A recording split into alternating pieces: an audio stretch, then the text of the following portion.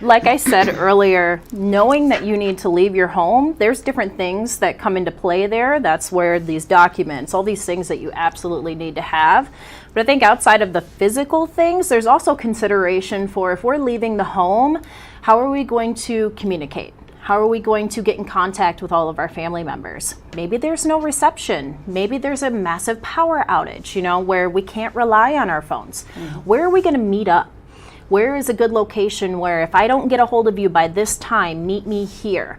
Knowing how are we going to reconnect? How are we going to stay in touch with each other? Where is everyone going? Making sure that that information is shared amongst the family and that everyone's aware of that plan. And that sometimes, we say it all the time with home fires, right? Practice your escape. Where are you going to meet? What's the plan? Make sure there's 2 routes out of your home at any given time. Make sure the kids know who to call. Is there a trusted neighbor? Where are we going to meet? We don't do that as often for other things, right? And that really should be a consideration. These should be conversations that you're having on an ongoing basis. And practice fire drills. Right, yeah.